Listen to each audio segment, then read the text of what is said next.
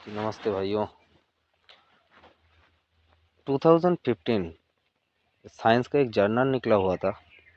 वहाँ पे the replication crisis नाम के एक थ्योरी निकला हुआ था। आप लोग जो इतने बड़े बड़े यूट्यूबर से साइकोलॉजी के बारे में इतना ज्ञान आप सुनते हो, ज़्यादातर उसका 36 to 39% ही सही होगा। क्यों? क्या था उस साइंस नाम का जो जर्नल था, उसमें क्या था? वो जो बहुत फेमस वाला जो साइकोलॉजिकल एक्सपेरिमेंट था, उसको फिर से दोहराया गया और उसका सक्सेस रेशियो था ये 36 to 39%। मतलब आप देखो, साइंस में क्या होता है, साइंस में होता है प्रमाण और सिद्धांत। लेकिन इसका जो कॉन्क्रीट प्रमाण और सिद्धांत था, वो बदलने वाला था, वो हर वक्त बदलता रहता था। ज़्यादातर ऐसे साइकोलॉजिकल जो रिसर्च होता है, वो वेस्टर्न सोसाइटी में होता है।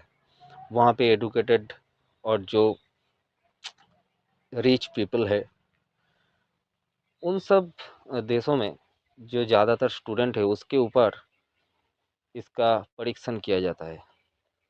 और ये जो हाई सोसाइटी वाला फेम है ना, ये वर्ल्ड पॉपुलेशन का लगभग 12% ऐसे कैटेगरी में आता है। तो इसीलिए 96% जो साइकोलॉजिकल एनालिसिस होता है, जो परीक्षण होता है, तो वो कोई बेसिक थ्योरी के ऊपर होता है, इसका कोई कंक्रीट प्रमाण नहीं है। तो आप लोग निश्चिंत रहे, ये साइकोलॉजी को लेकर ज़्यादा बायस मत होइए। ये बायस भी एक साइकोलॉजी का ही पार्ट है। और एक होता है पी हैकिंग नाम की चीज़। मतलब ज़्यादातर साइकोलॉजिकल जो एक्सपेरिमेंट हुआ है, तो वहाँ पे पी हैकिंग का भी कभी कभी आता है कंट्रोवर्सीज। तो पी हैकिंग क्या होता है, वहाँ पे प्रिपेयर होकर जाना पड़ता है, कुछ डॉक्यूमेंटेशन अपने हिसाब से सिद्धांत में जाने के लिए किया जा सकता है, तो उसको इंट्रोड्यूस किया जाता है।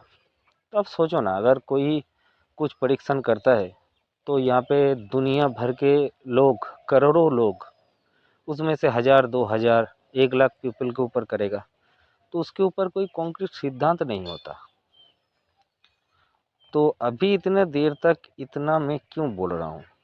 इसीलिए मैं बोल रहा हूँ, आप इसके चक्कर में खुद को अटक के मत रखो। तुम चैंपियन हो, तुम किंग हो। तुम अपने आप को मैनिपुलेट करो, अपने आप को फोर्स करो। वो फोर्स ही है साइकोलॉजी, वो फोर्स ही है माइंडसेट। अगर साइकोलॉजी बोलता है कि जो लोग सुबह देर से उठता है, तो वो ज़िंदगी में कभी आगे नहीं बढ़ता है, वो सरासर झूठ। तुम देर से उठो, लेकिन जो काम करो वो हाइपर फोकस के साथ करो। इतना फोकस डालो, इतना कंसिस्टेंसी लेवल को हाई करो कि अगर तुम 10 बजे जाओगे, तो ऑफिस का टाइम तभी शुरू होगा, क्योंकि तुम इतना स्किल हाई कर चुके हो तब। ये तुम्हारे जाने के बाद ही वो कम शुरू हो सकता है। तो वो होता है एक अल्फा मेल वाला एटीट्यूड। तो उसको बिल्ड करो, अपना माइंडसेट में इतना प्रोवोक करो, अपना माइंडसेट को इतना, खुद पर कंट्रोल इतना लाओ कि तुम अगर बोलोगे तुम्हारे ब्रेन को कि अभी एक्टिव होना है, मोस्ट एक्टिव हो जाना है, तो वही करेगा। कभी कभार कुछ काम करने के लिए कुछ फोर्सेस लगता है, एकदम पूरा आउटसाइडर फोर्स से जाना पड़ता है। लेकिन कौन कब फोर्स करेगा, इसके लिए वेट नहीं करने का, आपको खुद को पुश करने का और आगे बढ़ने का। खुद के मन पे बोलो कि भाई मैं कर सकता हूँ और कर जाऊँगा। तो ये होता है कॉन्फिडेंस। और एक चीज़, ये कॉन्फिडेंस जो होता है, ये आप बनावटी नहीं कर सकते हो। इसमें अगर आप कॉन्फिडेंट दिखाओगे तो कॉन्फिडेंट होगे, ऐसे बात नहीं है। कॉन्फिडेंस जो आता है वो अंदर से आता है, वो आपको बोलना नहीं पड़ता है। आपको बातों से, आपका खड़ा हो जाने से, आपको चलने फिरने से वो झलकता है कि आप कॉन्फिडेंट आदमी हो। और कॉन्फिडेंस कब आता है?